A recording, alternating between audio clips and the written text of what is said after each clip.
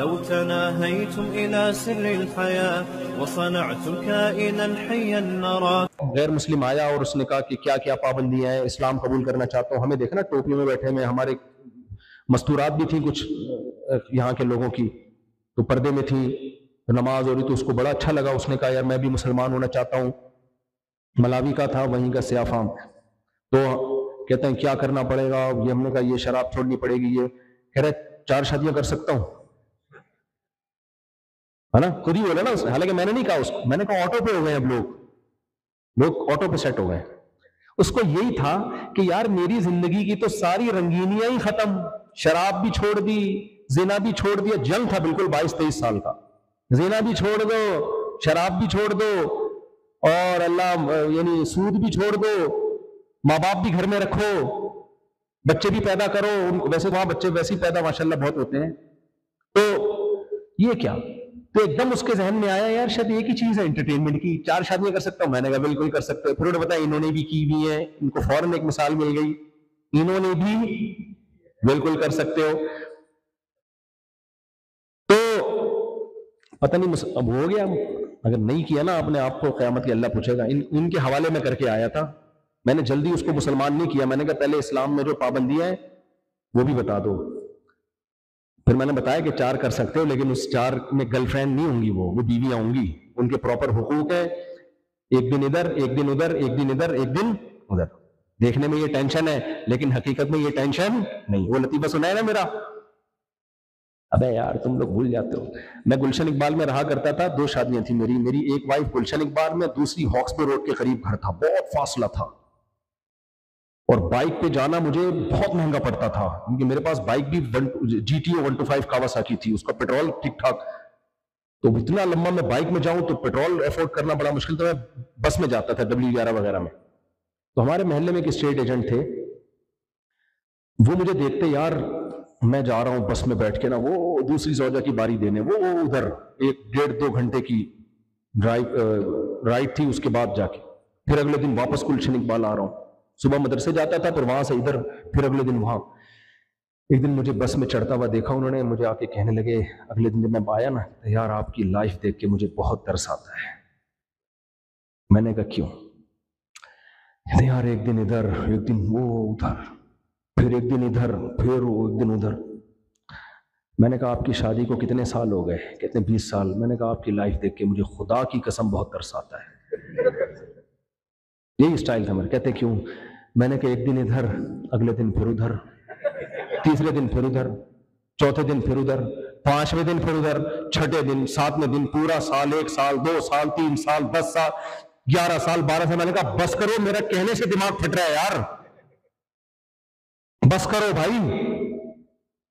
1 سال ہو گیا، 2 سال ہو گئے، پھر ادھر. میں نے کہا ہم تو ایک دن ادھر، اگلے دن ادھر، پھر ایک دن. اب ادھر نہیں، اب کیا ہے؟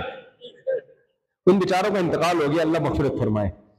وہ جو اسٹیٹ ایجنٹ تھے نا، ان کا انتقال ہو گیا. مجھے لگ رہا ہے اسی غم میں انتقال ہوا ہے ان کا کہ یار یہ مفتی صاحب نے تو آج وہ بات بتائی ہے جس کی طرف پہلے ہم نے کبھی سوچا. اچھا میں یہاں یہ بیان کرتے ہوئے بہت ڈرتا ہوں، یہ زیمبیا میں اور ملاوی میں جتنے گجراتی ہیں سب ایک دوسرے کے سالے ہیں،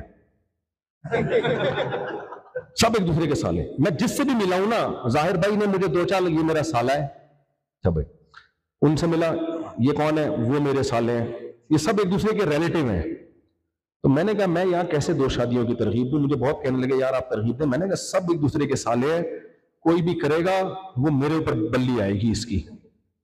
تو غیروں میں شادی ہوئی ہو نا پھر اتنا مسئلہ نہیں ہوتا، اپنوں میں ہوئی ہوئی ہے تو وہ سب ایک دوسرے کی پکڑ کے بوٹیاں نوچیں گے.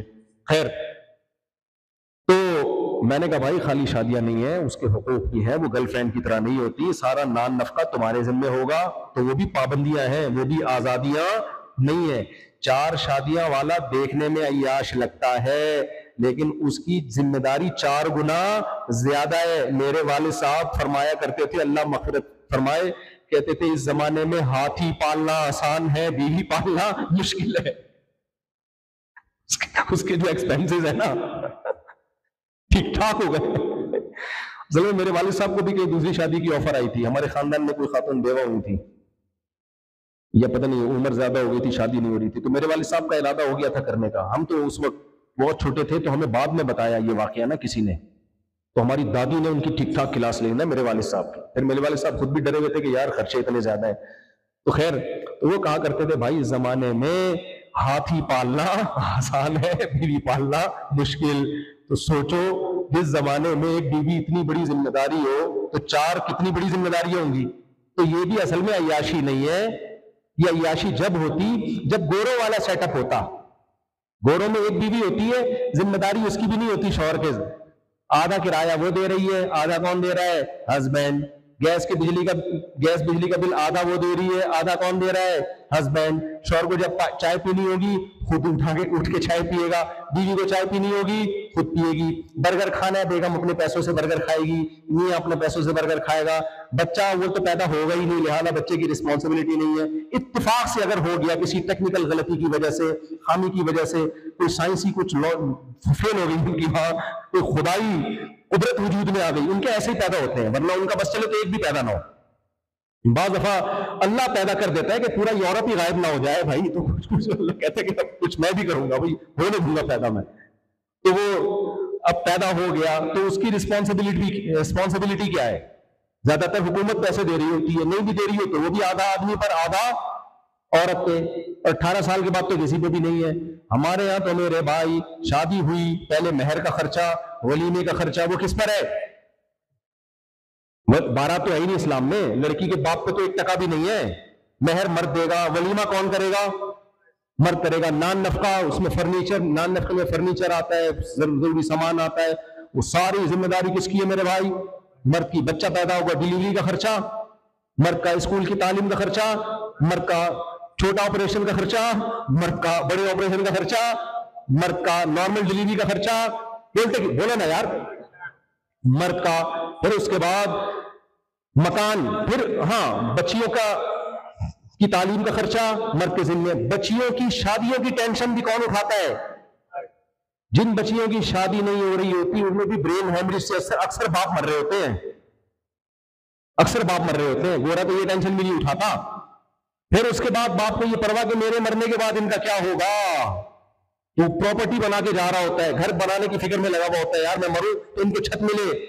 تو اگر یہ اتنا خرچہ, ہاتھی تو میرے والد صاحب نے مثال میں کہہ دیا میرے بھائی, ہاتھی تو کچھ کوئی مثال بنتی نہیں ہے.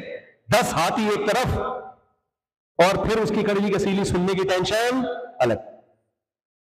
جب سے شادی ہوتی ہے اسی دن سے جھوٹ بولنا شروع کر دیتا ہے. اس کو پتا سچ جب بولوں گا پٹوں گا, میں پکڑا جاؤں گا میں. تو ایسی ذمہ داری جو گورا ایک کی اٹھانے کے لیے تیار نہیں ہے, اسلام آپ کو 4 کی ترغیبیں دے رہا ہے, تو یہ پیڑے کھانے کے لیے نہیں دے رہا. آپ کو زنا سے بچانے کے لیے اور عورت کو ٹھکانہ دینے کے لیے. سمجھتے ہو کہ نہیں سمجھتے ہو؟ اور آپ کے خاندان کی نسل بڑھانے کے لیے, تاکہ گروتھ ریشو آپ کا بڑھے. گجراتی 4 شادیاں کریں گے, گجراتی 4 گنا زیادہ ہو جائیں گے. پٹھان شادیاں کریں گے, پٹھان اگلی نسل میں 4 گنا بڑے ہو جائیں گے. مہاجر 4 شادیاں کریں گے, نسل کس کی بڑھے گی؟ مہاجروں کی تعداد 4 گنا. مسلمان 4 شادیاں کریں گے, گروتھ ریشو مسلمانوں کا 4 گنا بڑھ جائے گا. تو دنیا میں کوئی ایسی بیوقوف قوم دیکھی جو اپنے آپ کو گھٹانا چاہتی ہو؟ ہر قوم چاہتی ہے ہم اپنے آپ, قوم سے وفا کا تقاضا یہ کہ اپنی قوم کو بڑھایا جائے. تو خیر بات کو سمیٹ رہا ہوں, پابندیاں اسلام میں, آزادیاں غیر مسلموں میں. لیکن آخری بات, خدا کی قسم یہ پابندیاں جو اسلام نے لگائی ہیں یہ دیکھنے میں کڑوی ہیں, لیکن یہ زندگی کو مزیدار بنا دیتی ہیں. اور جو آزادیاں کفر نے دی ہیں وہ دیکھنے میں آزادیاں ہیں, لیکن آپ کی زندگی کو غلام بنا دیتی ہیں. ایک مثال دے کے بس بات ختم کرتا ہوں.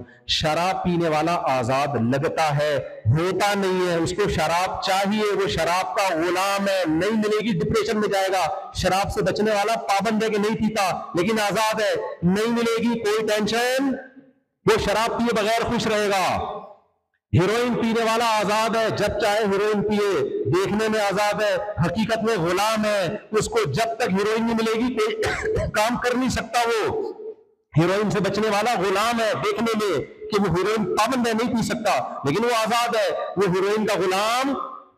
اگر میں اللہ نہ کرے شراب کا عادی ہوتا, ہیروئن چرس کا عادی ہوتا, میں اتنے گھنٹے ہیروئن پیے بغیر بیان کر سکتا تھا. تو غلام وہ ہے جو گناہوں کا عادی ہے. زنا کرنے والا زنا کا غلام ہے, وہ جب تک زنا نہیں کرے گا ڈپریشن میں رہے گا. جو زنا سے بچنے والا ہے وہ زنا سے بچے بغیر ڈپریشن سے بچا ہوا ہے. ایک مثال دے کے بیان ختم کرتا ہوں. ایک یورپ میں جرمنی میں ہمارے دوست تھے, انہوں نے پنجاب کی کوئی ویڈیو دکھائی, شادی کی ویڈیو کسی گورے کو, جس میں لڑکے لڑکیاں ناچ رہے تھے. اللہ معاف فرمائے, پنجاب میں کچھ کام ایسے ہو جاتے ہیں, سارے ایسے نہیں ہوتے, لیکن بہرحال لڑکے لڑکیاں کیا کر رہے تھے, بولتے کیوں نہیں, ناچ رہے تھے. شادی میں ناچ رہے ہیں وہ اپنی طرح اسٹائل میں, مجھے تو نہیں آتا نا بہرحال. تو انہوں نے گورے کو دکھائی, گورے نے کہا ان سب نے پی لی ہے. تو اس نے کہا بھائی ہم لوگ مسلمان ہیں, اتنا نہیں ہے کہ پی رہے ہو.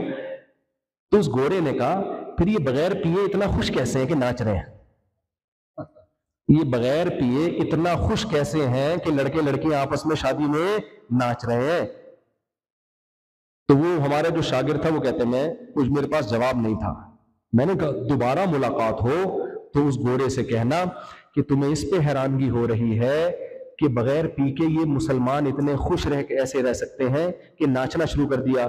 میں نے کہا ابھی تو ہماری سوسائٹی میں آؤ تو ہم تمہیں ایسے لوگ دکھائیں گے جو پینا تو دور کی بات, ناچے بغیر خوش رہ سکتے ہیں. وہ ان کو خوش رہنے کے لیے ناچنے کی ضرورت بھی نہیں ہے. یہ طبقہ جو خوش رہنے کے لیے ناچ رہا ہے یہ ہمارے ہاں لو کوالٹی کا ہے. یہ کیا ہے, یہ فطرت سے باغی ہے. یہ اچھے لوگ نہیں سمجھے جاتے, ہمارے یہاں اچھے وہ سمجھے جاتے ہیں جو بغیر ناچے خوش رہیں. تو اس لیے میرے بھائی جو اسلام کی پابندیوں کو پر عمل نہیں کرتا, اصل میں وہ اپنے آپ کو خواہشات کا غلام بنا دیتا ہے, وہ پابندیوں میں جکڑ جاتا ہے. اور جو اسلام کی پابندیوں کو اپنے اوپر اپلائی کرتا ہے وہ اصل میں بہت ساری پابندیوں سے آزاد ہو جاتا ہے, اس کی زندگی میں خوشیاں آتی ہیں. تو اللہ سے دعا ہے کہ اللہ تعالی ہم سب کو اسلام پر چلنے کی توفیق عطا فرمائے. ہوا و حرص والا دل بدل دے, میرا غفلت میں ڈوبا دل بدل دے.